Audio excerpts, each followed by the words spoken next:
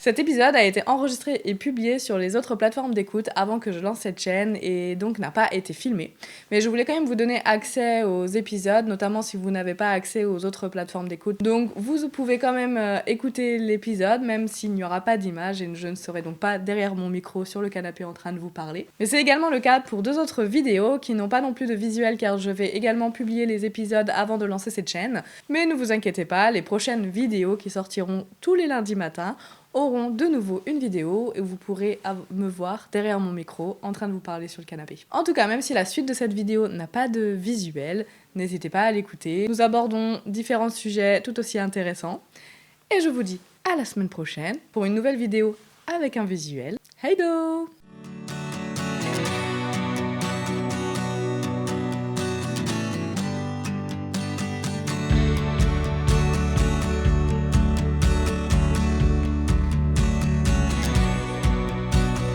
Hey! Välkomna dans Norden, le podcast qui explore la vie dans les pays nordiques et plus particulièrement en Suède. Je suis Perrine Burderon et aujourd'hui je vous emmène au cœur du quotidien nordique. Alors aujourd'hui, pour ce premier véritable épisode, parce que la semaine dernière j'avais introduit le podcast, on va surtout parler des pays nordiques versus la Scandinavie. Alors j'avais rapidement introduit la semaine dernière que la Finlande ne faisait pas partie de la Scandinavie et en fait on fait souvent l'erreur, et moi la première j'ai appris ça en fait en venant m'installer en Suède, que pour moi la Scandinavie c'était les 3 pays attachés ensemble, la Suède, Norvège et Finlande. Donc voilà, je me suis dit on va faire un petit point géographique et puis aussi introduire tous les pays nordiques. Et puis ce sont surtout ceux-là dont je vais parler dans le podcast. Donc voilà, on va discuter de ça aujourd'hui. Et alors d'abord un petit point géographique pour vous situer, même si je sais que vous avez Google Maps. Mais en gros, vous avez le Danemark qui est au-dessus de l'Allemagne. Et après, en haut, vous avez le Danemark. Et après, en haut, il y a les 3 pays qui sont ensemble, les longs pays. Donc il y a d'abord, en parlant de la gauche, il y a la Norvège, ensuite la Suède qui est au milieu, et la Finlande qui est à droite, qui est collée à la Russie. Voilà, donc moi souvent j'ai toujours eu du mal entre la Norvège et la Finlande, je savais jamais trop qui était où. Donc et en fait et ensuite il y a l'Islande aussi qui fait partie des pays nordiques. C'est vrai que alors je l'oublie souvent parce que je vais pas forcément en parler, c'est pas forcément un pays que je connais très très bien, alors peut-être plus tard. Mais en tout cas, l'Islande fait partie des pays nordiques. C'est juste qu'on en parlera très très légèrement. Et qui est bien plus au nord, pas très loin des Svalbard. Donc voilà. Et là, en fait, la Scandinavie, c'est la Suède, le Danemark et la Norvège. Donc les 3 pays qui sont très proches. Et ensuite, on ajoute la Finlande et l'Islande pour les pays nordiques. Et donc, on dit aussi que c'est la région du Nord, même s'il y a beaucoup plus de pays dans le Nord. Il y a le Canada, il y a la Russie, mais vraiment, les pays nordiques, c'est la région du Nord qui était autrefois habitée par les Vikings. Alors ça, je pense que je vous apprends pas grand-chose. Et donc, en fait, quand on parle de Scandinavie, c'est parce qu'au niveau culturel et au niveau de l'histoire, ce sont 3 pays, donc la Suède, Danemark, Norvège, qui ont évolué ensemble.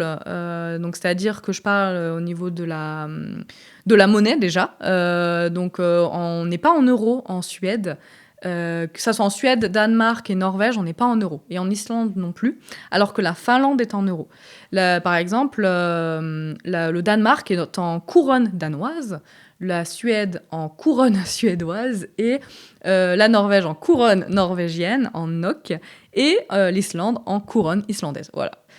C'est comme ça, et donc aucun de ces pays est en euros, donc il faut savoir aussi, si un jour vous pensez venir voyager à un de ces pays, n'oubliez pas de regarder la monnaie, parce que des fois on a tendance à oublier que certains pays en Europe ne sont pas forcément en euros.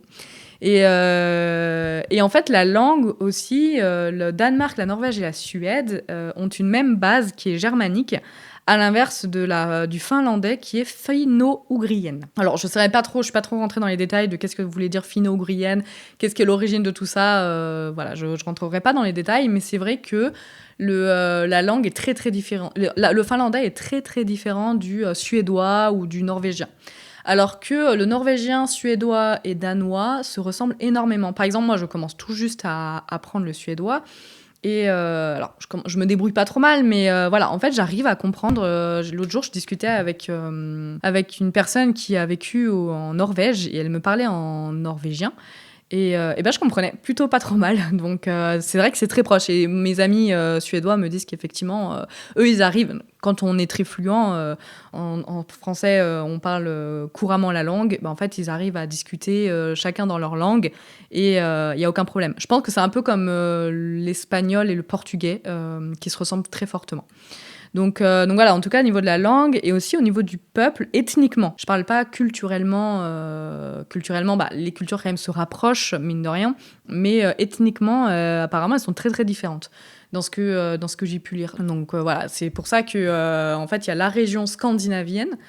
Je sais même pas si ça se dit, la région scandinave, voilà, ça va peut-être plus correct, qui est donc la Suède, le Danemark et la Norvège. Et après, on ajoute la Finlande et l'Islande pour avoir l'ensemble des pays nordiques. Et d'ailleurs, quand on parle de Laponie, il y a, on va dire, deux Laponies. Il y a la Laponie finlandaise, où se trouve justement le village du Père Noël, qui est pas très loin de la ville, ou qui est même dans la ville à Rovaniemi. Et il y a la Laponie suédoise, et c'est vraiment deux régions très différentes. Alors, j'y suis encore jamais allée, donc je peux pas non plus témoigner, mais c'est assez différent, apparemment, même au niveau du paysage, de la culture. C'est vraiment deux zones très, très différentes. Et donc, peut-être... Alors, malheureusement, je n'y vis pas, donc je peux pas non plus parler de mon expérience personnelle. J'aimerais bien interviewer des personnes qui y vivent. Il y a beaucoup de gens qui partagent leur quotidien en Laponie sur les réseaux. Mais c'est vrai que voilà, c'est même encore très différent par rapport à là où je vis actuellement dans le sud. Donc voilà, donc même si les régions sont assez proches et en même temps sont assez un peu éloignées quand même, et elles sont assez similaires, mais ont quand même leur spécificité. Et dans ce podcast, je vais surtout aborder, comme je l'avais dit, la culture suédoise, parce que c'est là où je vis, mais j'aborderai aussi parfois les autres, à petite échelle, et en fonction de mes connaissances aussi. Voilà, en tout cas, je voulais revenir sur ce petit point géographique qui, à mon sens, est aussi important. Et par exemple, dans le sud de la Suède, là où on est, en fait, il y a une grosse, grosse influence de la culture danoise. C'est pour ça que je disais que la culture où on vit est très différente de la culture plus au nord, que ce soit vers Stockholm ou en Laponie, même s'il y a bien sûr des similitudes, mais c'est très différent parce que nous, on a une grosse influence danoise parce que pendant de nombreuses années, des centaines d'années, on parle de 300-400 ans où ils se sont vraiment fait la guerre tout le temps et donc un coup, cette région-là a été suédoise, un coup danoise, un coup suédoise. Et donc la guerre s'est finie d'ailleurs vers les années 1700 où là vraiment ils ont enterré l'âge de guerre et maintenant il n'y a plus aucun conflit entre le Danemark et la Suède. Mais on voit, on ressent quand même la grosse influence au niveau de la nourriture, au niveau de la langue aussi apparemment. Alors je parle pas encore assez bien le suédois pour pouvoir dire s'il y a vraiment une différence. J'arrive à reconnaître les accents, mais de là à reconnaître la différence au niveau de la langue, là, je saurais pas faire. Mais on entend quand même fortement au niveau de l'accent que notre accent se rapproche beaucoup de l'accent danois et de la façon de parler danoise par rapport à quelqu'un qui parle suédois qui vient de Stockholm, par exemple. Et donc voilà, donc c'est pour ça qu'il y a vraiment ces petites différences-là et que je trouve aussi intéressantes. Et que c'est pour ça que je pourrais aussi partager assez facilement la culture danoise. Et d'ailleurs, pour la petite histoire, il y a un grand, grand pont qui traverse entre le Danemark et la Suède, donc entre Copenhague et Malmö. Malmö est une des plus grandes villes de Suède et Copenhague est la capitale du Danemark. Et en fait, entre ces deux villes, il y a un pont qui s'appelle l'Øresund, qui a un peu été aussi érigé déjà pour faciliter les communications entre les deux pays, parce qu'à l'époque, ils traversaient en bateau, en ferry. Et aussi, ça a été un peu un signe de paix, vraiment un peu un symbole pour dire, ça y est, on réunifie les deux pays, on les lie à l'aide d'un pont et le jour de l'inauguration, en fait, il y a la moitié du pont qui a été payé par le Danemark et l'autre moitié par la Suède. Et c'est pour ça qu'il est aussi à moitié immergé sous l'eau, parce que la partie immergée sous l'eau, ça a été fait par le Danemark et la partie émergée qu'on voit, ça a été fait par la Suède et le pont, il doit faire 8 km. Et donc voilà, donc ça a été un peu aussi un symbole de paix entre les deux pays. Donc je trouve ça aussi intéressant de des fois se rendre compte que les simples choses, juste un pont, on fait pas forcément attention à toute une histoire derrière, de se dire à l'époque pas été assez facile de mettre un pont entre deux pays, quoi. Et donc, si un jour vous voulez venir, en fait, faudrait prendre en train. Alors, en avion, pour le sud de la Suède, il faut atterrir à Copenhague et pas à Stockholm. Et après, vous avez juste à prendre le train jusqu'à Malmö. Mais franchement, ça coûte 10 euros. Et vous prenez le train jusqu'à Malmö et vous êtes après en Suède. Et après, c'est très, très bien desservi pour pouvoir voyager. Alors, moi, en tout cas, je trouve que c'est plutôt bien desservi. Je sais pas dans toutes les régions de Suède, mais en tout cas, le sud, franchement, on peut facilement voyager et aller même jusqu'en Laponie en train, sans avoir de voiture, sans avoir besoin de prendre l'avion. Donc, franchement, c'est top. Je sais qu'après, il y a beaucoup de ferries aussi qui connectent la Suède à d'autres pays comme l'Allemagne. On peut aller dans le sud de la Suède. Il y a un ferry qui emmène pas très loin d'Hambourg. Et jusqu'à de Helsingborg jusqu'à une des villes, alors je ne saurais pas la prononcer, qui ressemble un peu à Helsingborg, jusqu'à une des villes du Danemark, qui, pareil, on a juste à prendre le ferry et c'est très très proche. Et donc on peut voyager au Danemark, jusqu'au Danemark, voilà, assez facilement. Et donc pour finir sur le point géographique, parce que je viens de l'aborder, mais je voulais quand même revenir aussi sur les capitales, parce qu'en fait, mine de rien, il y a beaucoup de personnes qui m'ont posé la question quand on est venu s'installer. Donc par exemple, j'ai parlé de Copenhague. Donc Copenhague, c'est la capitale du Danemark et donc qui est très proche de la Suède, vraiment alors de la Suède, donc de Malmö, on voit Copenhague et de Copenhague, on voit les frontières suédoises. Comme je disais, il y a 8 kilomètres, donc franchement, on voit assez bien. Ensuite, la capitale de la Suède, c'est Stockholm, donc qui est pas tellement au nord, qui est, on va dire, un peu au sud, sud-est, qui est un peu au sud-est, qui fait face à la Finlande, mais quand même un peu plus au nord. Quand même, il faut 4 heures de train pour y aller et 6 heures de voiture, donc, parce que la Suède est très très longue. Et la capitale de la Norvège, c'est Oslo, qui est pareil, qui est au sud, qui est au début des fjords. Et après, vous longez toutes les côtes, il y a beaucoup, beaucoup de fjords, mais Oslo est très au sud. Et Helsinki, qui est la capitale de la Finlande. Pareil, qui est assez au sud. Je pense que les capitales sont au sud parce qu'il fait froid dans le nord et que c'est peut-être plus compliqué d'y vivre. Enfin, je sais pas. Et le Reykjavik aussi, de la capitale de l'Islande. Donc franchement, chaque capitale, j'ai pas encore visité toutes les capitales. Pour le moment, j'ai fait Oslo, Stockholm et Copenhague et elles sont vraiment toutes top. Donc là, je ferai peut-être un podcast spécifique dessus. Mais elles ont toutes leurs particularités. Elles sont vraiment très différentes entre elles. Et en même temps, quand on les visite, on sent qu'on est en Scandinavie ou en tout cas, on est dans la région du Nord par rapport à si on visitait une ville un peu plus du Sud, quoi. Ce qui est normal aussi, hein. Mais c'est vraiment intéressant et je pense que je partagerai un peu plus, peut-être un podcast par capitale, je sais pas, à voir. En tout cas, voilà, et comme je disais, la Suède est très très longue. Alors, je pense que la Suède, Norvège et Finlande, c'est pareil. Mais en superficie, la Suède est plus petite que la France. J'étais assez surprise quand j'ai vu ça.